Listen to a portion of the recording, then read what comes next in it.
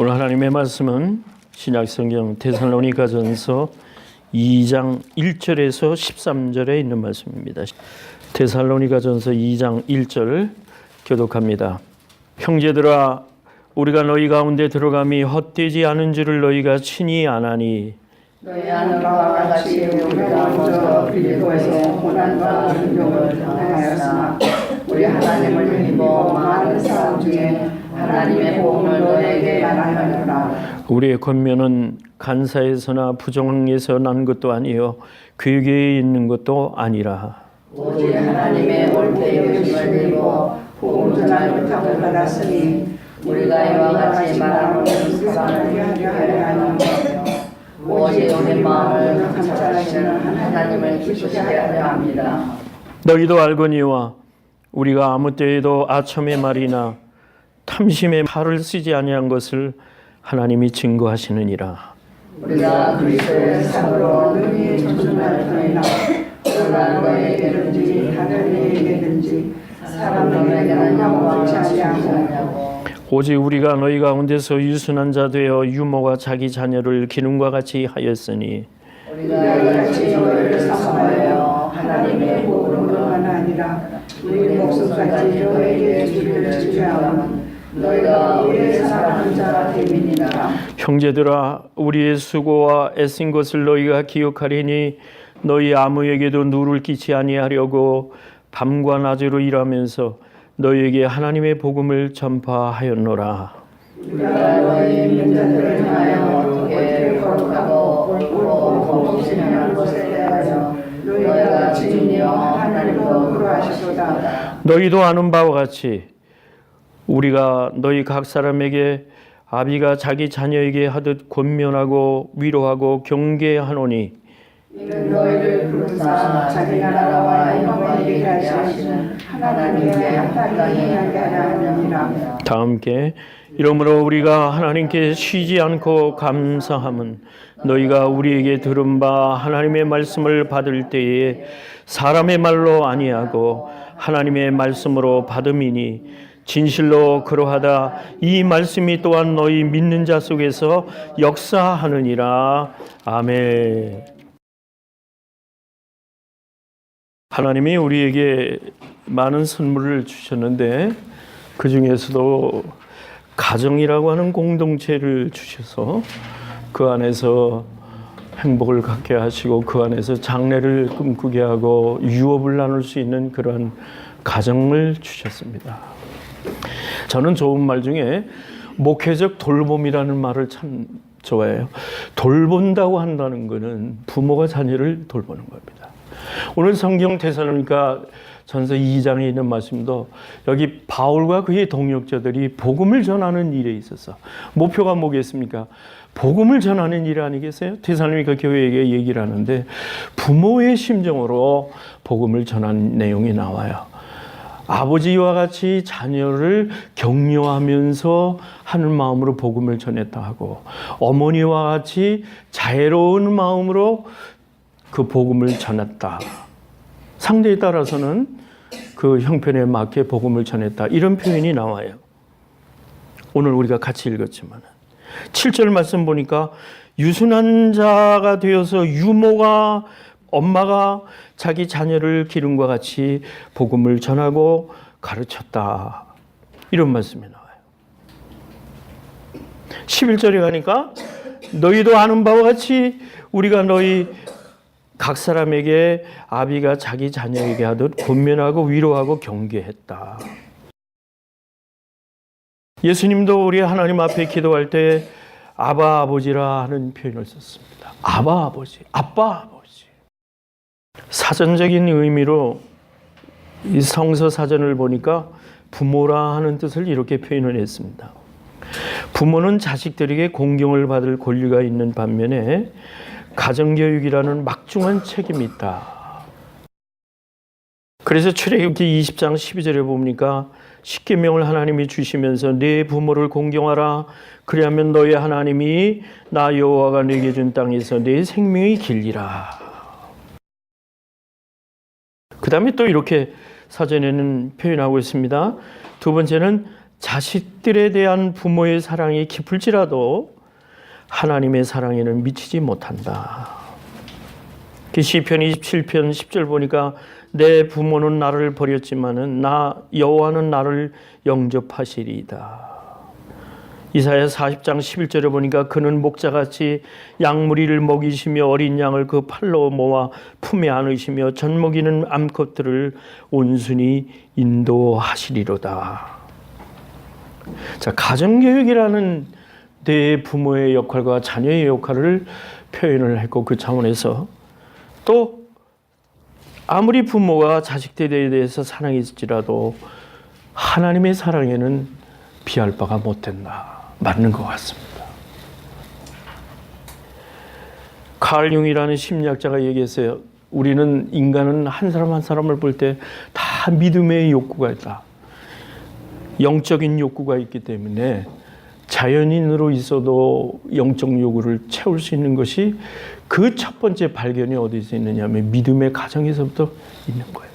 그래서 무슨 얘기를 했느냐 하면은 갈라디아 6장 10절에 보니까 이런 말씀이 있어요.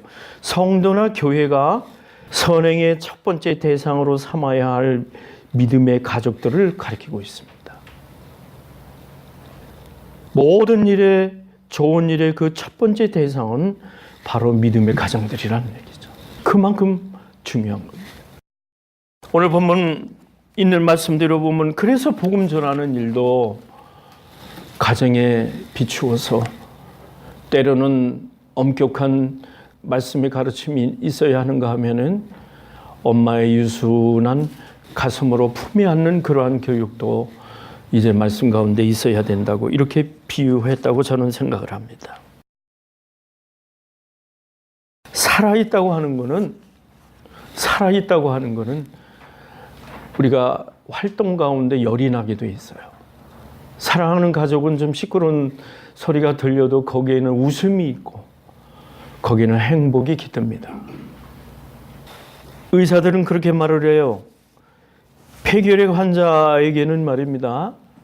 이 결핵 기운이 백혈구하고 대항해서 싸우는 가운데 그 약이 백혈구를 이렇게 활동적으로 돕기 위해서 약을 투여한다고 그러는데 백혈구가 대항해서 싸우는 과정에서 열이 난답니다. 이 결핵 환자들은 이렇게 열이 나면은 그 사람은 고쳐지는 과정이라고 그래요. 근데 몸에서 열이 없으면 열이 안 나면 그 사람은 죽어가는 현상이라는 겁니다. 그런 현상으로 바라본다면 가정이라는 데는 커가는 과정 중에 의견이 다를 수 있고 때로는 시끄러운 소리가 나올 수도 있지만 그런 동기가 믿음의 가정으로서의 동기로 나온다면 그건 행복한 겁니다. 하나님께서 10가지 계명을 주시면서 인간에게 할 그 첫 번째 계명이 뭐냐면은 내 부모를 공경하라. 그렇게 하면 하나님 내 여호와가 주신 땅에서 생명이 길리라. 여기 생명이 길다고 하는 건요. 육신적인 나이도 길겠지만은 그 사람이 하는 모든 일의 생명이 길단 말이죠. 풍성해진다 이런 얘기. 잘 된다는 얘기죠. 다른 성경이 그랬잖아요. 부모에게 공경하는 자는 이때에서 모두 이 땅에서 잠언서 보면 다 잘 된다 이런 뜻을 표현해요. 거꾸로 우리가 그 부모의 심정으로 또 자녀를 봅니다. 저는 성경을 신뢰하는 이유 중에 하나가 어떤 성서학자가 성경을 분석을 해봤더니 하나님의 말씀의 예언이 약 800가지가 나오는데 예언적인 말씀이 자기가 조사를 해보니까 약 400가지는 아직까지 하나님의 말씀 중에 400가지는 가장 정확하게 말씀이 좌우로 빗나가지 아니하고 적중했다. 그래서 자기는 성경을 신뢰한다. 성경을 신뢰하는 그 내용을 본 그 사람이라면 하나님께서 우리에게 인류에게 지켜야 할 그 계명 중에 인간이 인간에게 지켜야 할 그 첫째 계명을 하나님은 딴 것에 놓지 않냐고 부모 공경하는 데에 놓았단 말이에요. 저는 저희 아버님이 처음에 신앙이 없으셔가지고 내가 어려서 교회 나가는 걸 상당히 핍박을 많이 하셨어요. 근데 아버님이 하는 얘기는 그 내용을 보면 무슨 얘기냐면은 어떻게 된 건지 교회 나가는 사람은 불효한다 이렇게 생각을 하신 것 같아요. 그래서 항상 그 끝에는 무슨 얘기를 하냐면 부모에게 효도해야 된다. 그 말씀을 하세요. 제가 이제 오랜 성경을 이제 자세히 보니까 사람이 지켜야 할 그 첫째 덕목이 효도에 있다고 하는데, 그래서 나중에는 제가 그런 말씀을 이제 예수 믿으신 후에 내가 아버지하고 그런 대화를 나눌 때가 있었어요. 아버지가 그렇게 말씀하셨는데, 성경에 보면은 부모에게 효도하는 것이 사람이 지켜야 할 첫 번째 덕목에 놓아 있는데, 그거는 뭐 유교나 우리 기독교로 보거나 같은 이야기 아닙니까? 아버지가 고개를 끄덕이시더라고요. 아버지의 책임감이 있습니다. 아버지는요, 잠언 24장 27절을 찾아보니까 네 일을 밖에서 다스리며 밭에서 예비하고 그 후에 내 집을 세우라. 이건 남자가 하는 일이에요. 아버지는 가정을 지켜야 할 책임이 있어요. 그죠? 아버지는 먼저 밖에 나가서 일을 해서 자기 세계를 확보한 다음에 돈을 벌어서 처와 자식을 부양하는 겁니다. 그게 아버지예요. 하나님이 우리를 아버지라고 불러주실 수 있는 여러 이유 중에 하나가 이런 말씀이 있어요. 시편 80편 9절을 보니까 주께서 그 앞서 준비하셨으므로 그 뿌리가 깊이 박혀서 땅에 편만하다, 이런 말이 있어요. 하나님이 우리 사람에게 앞서 하셔서 우리가 가야 할 길을 이미 다 예비하시고 준비하신 하나님, 좋으신 그 아버지를 우리는 아버지라 부르고 있습니다. 이 가장이라는 말을 씁니다. 가장은 히브리 사회에서도 그렇지만 종교제도의 중요한 인물로 각별히 존경을 받는 사람을 가장이다, 그렇게 말합니다. 잠언 31장 보면은 현숙한 아내는 그 남편을 잘 봉양해서 그 남편이 누구하고 친밀함을 가져 있느냐면 그 성중에 있는 장로들하고 한 자리에 앉아서 그들이 교제를 했다. 그걸 누가 만들어주느냐면 현숙한 아내가 그 남편을 만들어줬다. 사회적 지위를 그 현숙한 아내가 만들어준 거예요. 그럼 가만히 보면 아버지들이 사회적 인물이 되는 것, 이거는 남자가 해야 될 일인 것 같아요. 사회적인 인물이에요, 남자는. 그러니까 아름다운 가정은 아버지의 책임이 있습니다. 그와 같다면은 어머니는 어때요? 어머니는 자애로우신 분이에요. 유순한 분이에요. 그죠? 이러한 가문에서, 아름다운 가정의 가문에서 자란 비유가 있죠. 미국에서는 이 비유를 참 많이 해요. 그래서 자료를 제가 좀 뽑아왔습니다. 읽어드릴게요. 미국의 보편적인 가정을 대표하는 가문으로는 조나단과 스미스 가문이 있습니다. 18세기 말 조나단과 스미스라는 평범한 두 청년이 비슷한 시기에 결혼해서 가정을 이루었습니다. 조나단 가정은 평범했지만 부부가 화목하고 하나님을 사랑했습니다. 정직하고 성실한 생활 태도를 갖추었고 아이들을 하나님의 선물로 여겼습니다. 반면에 스미스 가정에는 알코올 중독과 도박이 끊이지 않았고 부부 사이도 극도로 나빴습니다. 신앙심도 없었고 생활 태도도 바르지 못했습니다. 이런 상황이니 아이들에게 깊은 주의를 기울일 수 없는 것도 당연했습니다. 200년이 지난 뒤에 이 대표적인 미국 가정을 조사해 보았다고 합니다. 조사 결과는 참으로 놀라운 것이 있습니다. 먼저 스미스 가문입니다. 이 가문에서는 지금까지 109명이 사형을 당했고 그 후손의 3분의 1 이상이 정신병을 앓았고 절반 이상이 문맹자로 마약 사범과 알코올 중독자, 범죄자의 길을 걸었습니다. 반면에 조나단의 가문에서는 부통령이 1명 나왔고 주지사 3명, 대학 총장 13명, 변호사 149명, 판검사 48명, 목사 116명, 장관, 차관 82명, 사업가 75명, 발명가 25명, 의사 68명, 교수가 66명이 배출되었습니다. 지능지수는 오히려 스미스가 더 높았다고 그래요. 그렇다면 이 둘 가문을 결정적으로 구별짓게 만든 것은 무엇일까요? 그들이 받은 유산에 있습니다. 영적 유산을 받았던 거예요. 이것을 비교 연구하면서 발견한 것은 부부가 믿음과 소망과 사랑의 질서 가운데서 존경하며 사는 모습을 자식들에게 보여주는 것만큼 큰 유산은 없다는 것입니다. 그 이후에 연구한 내용이 또 있어요. 그래서 아주 흥미로워서 좀 소개합니다. 데이빗 옥스버그 박사라는 사람이 조나단 가족을 참고로 부모로부터 받은 영적 유산을 물질적인 값으로 환산해 보았습니다. 물론 학문적으로 인정된 사실은 아닌데 아무튼 재미있는 계산이에요. 부모가 서로 사랑하고 존경하는 모습을 한 번 볼 때마다 자녀는 $4,000 정도의 유산을 물려받게 된다고 합니다. 돈으로 환산해 봤어요. 그래서 조나단 가문의 자녀들은 아침 일찍부터 어머니, 아버지가 정당께 마주 앉아 예배 드리는 모습을 봅니다. 또 퇴근해서 돌아오던 아버지가 평화로이 저녁 식사를 준비하는 어머니의 어깨를 살짝 안고 귓가에 사랑한다고 속삭이는 모습을 봅니다. 저녁 인사를 하려고 부모님의 방문을 열었을 때에도 두 분은 어김없이 다정하게 성경을 읽고 있습니다.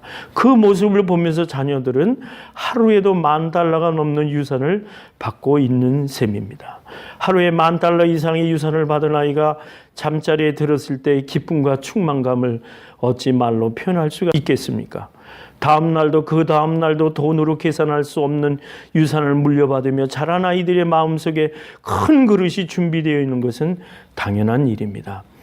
이런 식으로 고등학교를 졸업하고 집을 떠날 때까지 조나단의 자녀들이 부모로부터 받게 되는 유산은 평균 $10,000,000에 이른다고 합니다. 도깨비 방망 같은 거죠. 영적 유산을 받으면은 화수분 같은 거예요. 써도 다 못 쓰는 이 화수분과 같은 영적 유산을 받게 된다는 겁니다. 자, 이 비밀을 알게 된 당신은 이제부터 부자입니다. 여러분 부자이십니까? 아멘이시죠. 영적 유산을 받았으니까 부자죠. 오늘부터 자녀들의 마음속에 이 유산을 저축해 두십시오. 하루에 $10,000불씩 벌면 좋겠네요. 그죠? 영적 유산을 얘기하는 겁니다. 제가 아까 얘기했죠. 800번의 예언적 말씀을 증거한 것이 400번을 정확하게 맞췄다. 그렇다면 이 말은 진리인 겁니다. 오늘부터도 우리는 가정에서의 부모와 자식의 관계를 다시 한번 생각하면서 제가 이런 예화를 드리고 오늘 설교를 마칠까 합니다. 아까 말씀드렸지만 부모의 심정이 어떤 심정이냐. 성경에는 여러 가지 이야기를 하고 있습니다만 아마도 이 예화를 하나 드리면서 여러분하고 말씀을 나누는 게 좋을 것 같아요. 그 심리 내적 치유라는 정 목사님이라고 계십니다. 근데 이 목사님이 쓰신 글인데 자기가 실제 체험한 글을 소개했어요.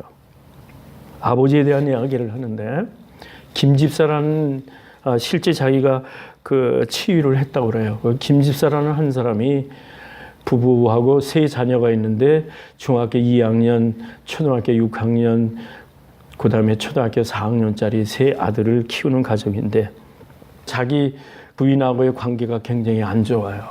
그래서 아이들이 보는 앞에서 매일 싸웁니다. 한번 싸울 땐 집이 온통 아수라장이 돼버립니다. 아이들이 불안합니다. 언제 또 저 불똥이 자기들한테 튈까 몰라서 아이들은 불안해서 울고 있습니다. 남자가 정 교수님이 방송한 내용을 듣고 이렇게 살아서는 안 되겠다. 아까 융이 심리학으로 얘기했지만 믿음의 욕구가 다 있는 거거든요. 어떻게 하면 바로 살을까? 그래서 방송을 듣다 보니까 내가 이분을 찾아가야 되겠다 해서 학교로 찾아온 거예요. 그러니까 자신을 소개하면서 한마디로 시체말로 내가 돈은 벌었는데 자신 농사에서는 내가 실패했습니다. 좀 물었답니다. 자세히 얘기를 했는데 제가 교회 가서는 감사 헌금도 하고 교회 생활을 남이 모르도록 잘하는 것처럼 보입니다. 그랬더니 그 목사님이 그런 얘기를 하셨어요. 교회 가서 감사 헌금에 앞서서 당신의 부부싸움부터 그치십시오. 이렇게 이제 얘기를 하면서 그거를 치료하기 시작합니다. 내적 치유를 이제 하는데 어떤 얘기를 그 간증으로 들려주느냐면은 그렇게 부부싸움을 오래 하다 보니까 이 애들이 가출을 한 거예요.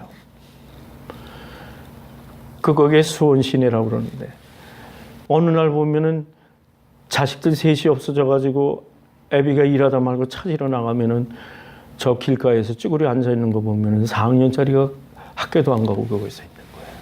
어떤 때는 경찰서에서 호출 명령이 와서 데리고 갑니다. 근데 이 두 녀석들은 기차를 몰래 숨어서 타가지고 전국을 누비는 거예요. 한 번은 목포 경찰서에서도 전화가 오고 한 번은 대전 경찰서에서도 전화가 오는 거예요. 그러니까 뭐 이 가정이 말도 못하는 거죠. 그래서 목사님이 방법을 얘기하셨다고 그래요.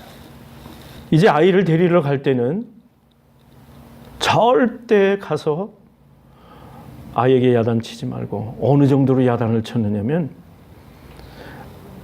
아이를 보면 불같은 화가 나가지고요. 경찰서 안에서 아이를 두들겨 팼대요. 근데 그 아버지가 태권도가 3단이랍니다. 그러니까 애가 맞다 못해서 그 기절해가지고 그 개거품 막 흘리고 할 때 경찰이 참다 못해서 뜯어 말리다가 오히려 경찰이 그 아버지를 때렸답니다. 이성을 잃은 거예요. 그래서 이런 말을 정 교수님이 부탁을 했다고 그래요. 아이를 만나면은 다른 얘기하지 말고 너 배고프지? 너 뭐 먹고 싶으냐? 요 한마디만 하라고. 배고프지? 뭐 먹고 싶으냐? 요 두 마디만 하라고 부탁을 했대요. 그래가지고 자기 아내하고 이제 경찰서를 갑니다. 딴 때 같았으면 또 티격태격 싸웠을 텐데 이 말 외우느라고. 배고프지? 뭐 먹고 싶으냐? 이 말을 하다가 이제 경찰서를 들어간 거야. 근데 아이 입장에서는 어떻게 했어요? 이제 부모가 각서를 쓰고 애를 데리고 나오는데 벌써 이 애는 방어 심리가 있는 거야. 애는 또 아버지가 무슨 주먹이 날라오고 발기질이 올라올까 두려우니까는 애는 벌써 방어 자세를 하는 거야. 그래서 벌써 옆구리를 손에 탁 대고 있다가 눈치를 보다가 여차하면 도망가려고. 그래서 아버지가 앞섭니다. 아버지가 앞서가면서 뒤따라오는 애를 오다가 갑자기 뒤를 돌아봅니다. 이제 애는 또 큰일 났어. 아버지가 나한테 주먹이 날라올 것 같아. 그래서 이제 떨고 있는데 아버지가 뭐라고 그랬느냐면 배고프지? 너 뭐 먹을래? 그랬더니 이 아이가 딱 한대는 소리가 그 말 떨어지기가 무섭게 짜장면 그러더래요. 그래서 이제 짜장면 집에 가서 짜장을 사줍니다. 그때 이 아버지의 마음이 긍휼한 마음이 불쌍한 마음이 들더래요. 내 새끼니까. 이제 시간이 가니까 제가 생략하고 뒷얘기만 해드릴게요. 그러면서 그 정 목사님이 그 부부에게 5가지를 부탁을 했대요. 아이들 앞에서 싸우지 마는데 안 싸우려면은 첫째 두 분이 가정 예배를 드려라. 그래서 같이 찬송을 하루에 2곡 부르고 성경을 읽고 기도를 같이 하고 그 다음에 시장을 같이 가보줘라. 부인하고 같이 시장 가라. 그 다음에 마지막이 뭐냐면 설거지를 해라. 정 목사님이 못 믿어서 자기가 출장을 가도 꼭 하루에 전화로 해가지고 점검을 했답니다. 김 지사님 오늘 이거 꼭 했습니까? 그렇게 해서 하다 보니까 애들이 가출을 안 하더래요. 첫 번째는. 딴 데 갔으면 벌써 가출할 놈들이 가출을 안 하고 한 방에 옹기종기 있다는 거예요. 놀라운 거는 이렇게 한 지 9개월이 지난 어느 날이었습니다. 새벽에 아빠가 화장실을 갔다가 오는데 애들 방에 불이 켜 있더래요. 그래서 들여다보니까 6학년짜리는 공부하다가 거기 책상에 엎드려서 자고 그 새벽까지 큰애는 공부를 하고 있더라는 거예요. 아버지가 말합니다. 몸 약해지려고 그러니까 이제는 내일을 위해서 자라. 애들이 이렇게 변했어요. 그 아이들이 고등학교를 졸업받고 지배 형편이 되니까 미국으로 유학을 시켰답니다. 그 이유는 뭐 우리가 상상을 맡겨야죠. 이게 가정인 거예요. 그래서 잠언서를 좀 제가 한 3가지 문장만 읽어드리고 마칩니다. 잠언 19장 13절 보니까 미련한 아들은 그 아비의 재앙이요 다투는 아내는 이어 떨어지는 물방울이다. 집과 재물은 조상에서 상속하지만 슬기로운 아내는 여호와께로서 말미암는다. 마땅히 행할 길을 아이에게 가르치라. 그리하면 늙어도 그것을 떠나지 아니하리라. 에베소 6장 1절에 4절 자녀들아 너희 부모를 주 안에서 순종하라. 이것이 옳다. 내 아버지 어머니를 공경하라. 이것이 약속 있는 첫 계명이니 이는 네가 잘되고 땅에서 장수하리라. 또 아비들아 너희 자녀를 노엽게 하지 말고 오직 주의 교양과 훈계로 양육하라. 기도합시다. 하나님 아버지, 오늘 가정의 주제로 우리에게 함께 말씀을 나누었습니다. 하나님의 말씀만이 진리요 내가 곧 길이요 진리요 생명이니 이로 말미암아서 우리가 자유를 얻는 길이라면 오늘 아버지 가정을 우리들이 지킬 수 있는 그 믿음 안에서 온전한 신앙 갖게 하여 주옵소서. 예수님의 이름으로 기도합니다. 아멘.